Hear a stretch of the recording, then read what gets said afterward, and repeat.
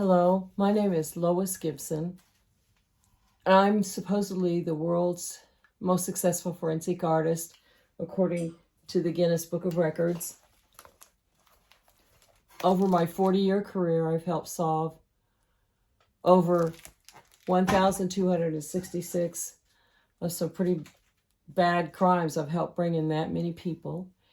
And I want to start as many forensic art careers as I can before I pass away to the big drawing board in the sky. I mean, it's the most rewarding career, but I need to clear something up. People don't understand what forensic art mostly is. When they think of forensic art, they think of facial reconstructions on skulls. Well, I've done a lot of that. I've been wildly successful. Those are easier than witness memory drawings, which is what law enforcement needs 10,000, 100,000 times more often than they need someone to reconstruct a face when they find a skeletal remain. Because for every unidentified murder victim that we find when they're down to the bone, there's 10, 20, 30,000 witness memory sketches that could be done on armed robberies, sexual assaults, and murders, where somebody lives through the scene that saw a face. Now, here's the big problem. They think we can do the facial reconstructions, which we can, but they're sure we can't talk to witnesses and from their memory do a drawing. And the reason they think that is that every witness says, I can't remember well enough to do a sketch. Well, I'm positive that's not true after 40 years, after sketching successfully from every single witness that says, I can't remember enough to do a sketch. You have to just ignore that if you're going to do witness memory sketches.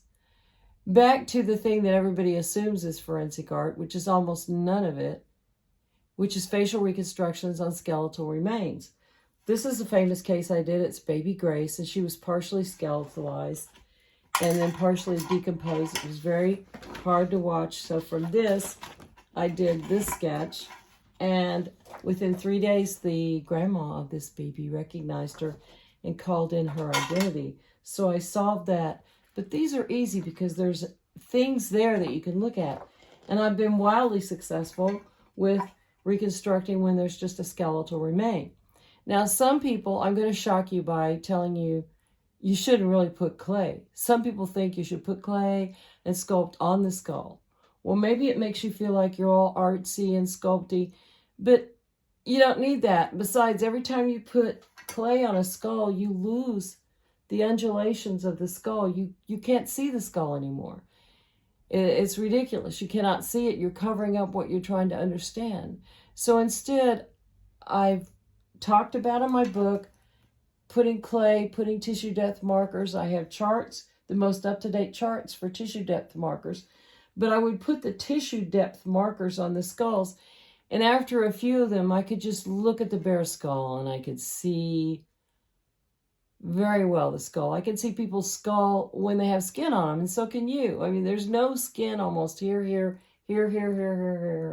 Most of your skull, you can see, is just under a thick, rubbery, stretchy layer of skin. And down here, if you're not overweight, like I'm overweight a little bit, you have the chin. And you can see the mandible and just go from here, the cheekbone, down to there, and their skin. I mean, so these I've done without putting any clay, without even tissue depth markers. I could just see the face, and I'm highly successful. This one too. This one, there was only the top part, the calvarium of the head. The mandible was gone.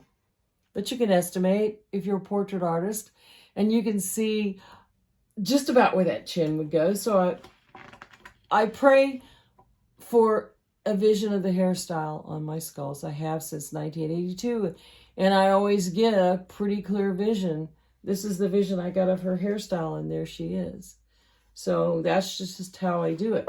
But some people, they go, oh, you have to do profile. You have to put clay. No, wrong. This girl's skull was crushed. There's no way to do a profile. You could not put one scintilla of clay on it.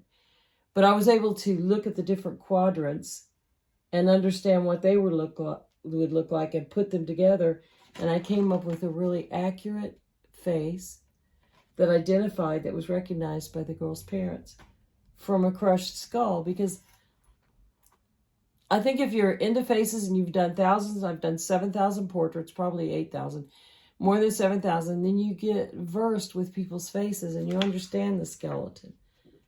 But this is super recent. The medical examiner in Washington State, I'm sorry, this is Montana, said that this girl was a white girl and she was actually African American. I could tell that if you do enough facial reconstructions with skeletal remains, you'll be able to tell the different races. You'll be able to tell just where the skull bulges out or dents in. So she got recognized after 20 years because they had her misidentified as a white girl. And once I did my sketch, within a few days she was identified. No, that's not what I really want to talk about. I do those easily and they're easier. What is really hard is witness memory work. The law enforcement needs you to do witness memory work because they're going to have 20, 30,000 armed robberies for every skeleton they find. So municipalities in this country need witness memory work. Now, in order to make you understand that if you can draw faces, you can do this, I'm going to show a really terrible sketch I did.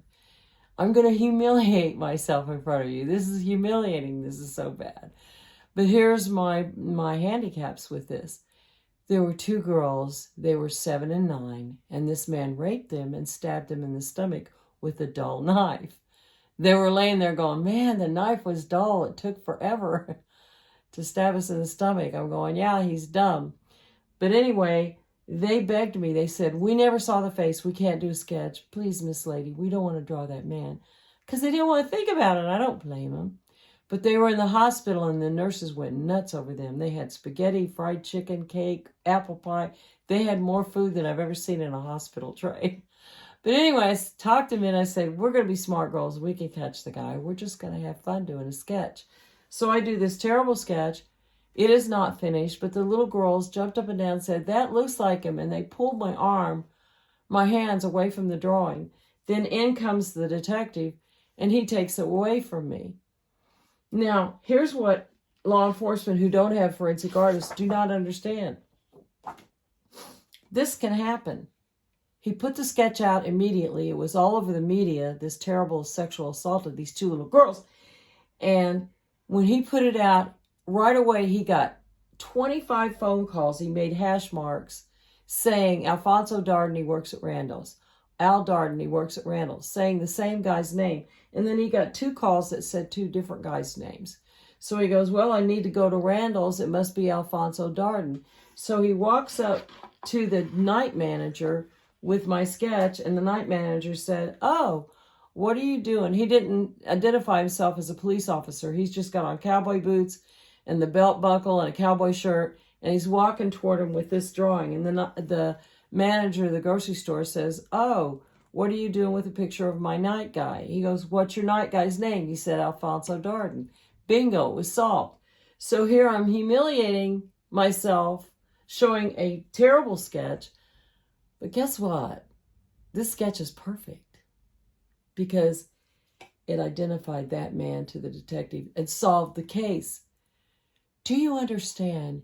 You can do bad sketches and it can still solve the case. In fact, 100% of the time, when a sketch artist goes in to do a drawing, they're going to come out with a drawing that is at least going to look like the person. Now, let's remember this goofy sketch that nevertheless caught the man. It identified him. It generated a call. And we have this art teacher, retired art teacher in England that was mugged by this guy. She did a drawing. And the officers immediately found this guy down the street. So, people, you're unaware, and this is always, of course, if the witness is not lying. Okay? If the witness is not lying. We don't do lying witnesses, but sometimes they pop up, don't they? So, you can make a really bad sketch. In fact, if you're an artist and you can draw, If you get my book, if you can draw faces, if you get my book, I tell you how to do witness memory sketches, which the entire country has virtually no artists doing witness memory sketches. There's almost no forensic artist. In the whole center of the country, there's none. 45 states have no forensic artists. So the field is wide open. I wish you would get my book. I wish you would do witness memory sketches, because I know you can do better than this. And now to make myself feel better, here's a really good sketch. And they're not, if they use a forensic artist, they're only going to use you if it's just really bad. So a woman, this woman, kidnapped a 10-hour-old baby, 10 hours old, from a hospital room. And she lied, said she was a nurse, and the mama went to use the powder room, and she stole the baby out of the hospital. Okay, so I got with the mama. It looks like the woman posed for this sketch. And the mom said, I never saw her face. I can't do a drawing. Please, if you know anything, if you remember anything from me, please do not listen to witnesses that say, I can't remember. I never saw the face. They all said that with all the sketches that I did that solved the case. Here's what you do. I'm going to act like you're the witness and I'm going to talk to you. Okay, well, no, we're not going to do a detailed portrait. Oh, just sit down, just relax. We're just going to eliminate people. We're almost done. Was it a guy or a girl? Oh, was it a man? Ooh, we just eliminated 2.5 billion people, half the population of the world. You said it was a man.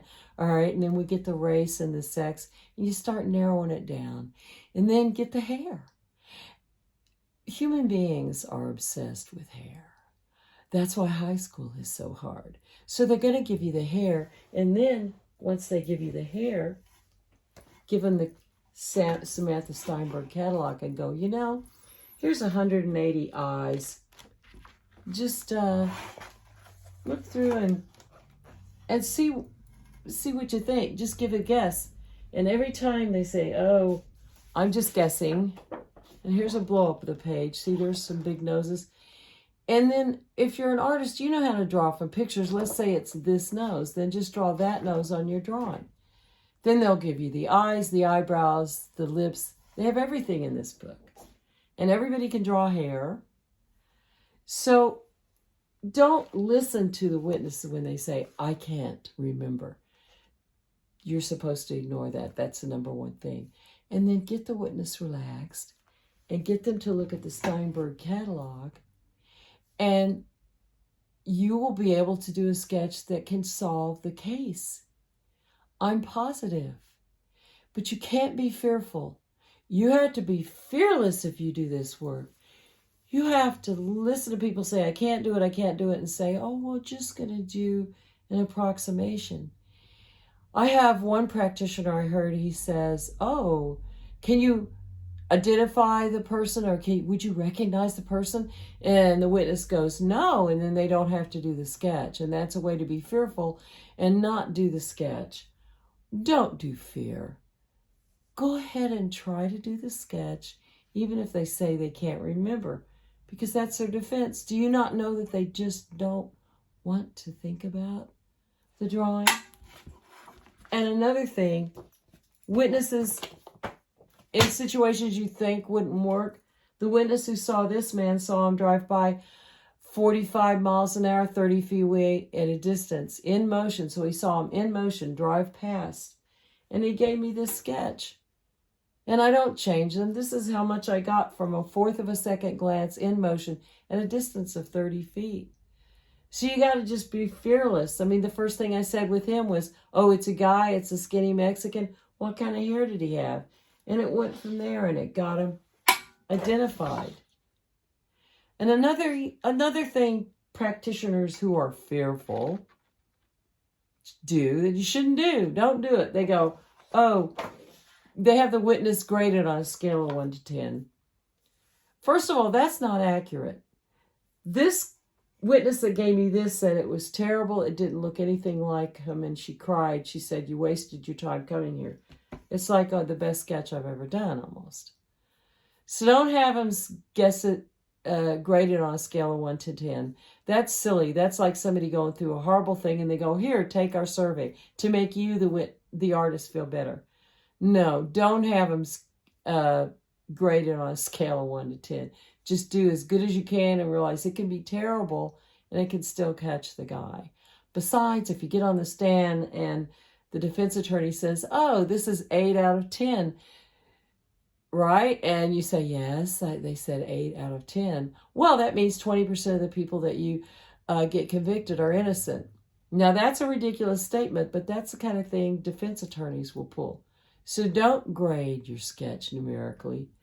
Witnesses are not capable, and it's too much of an emotional burden if they've been through all of this terrible stuff to have them grade your drawing on how close it is. Don't do that. That's silly. So if you want to do what this country's law enforcement needs, which is witness memory, you got to be brave. You got to be strong. And you got to not listen to witnesses when they say they can't remember enough to do a sketch. I'm positive they can.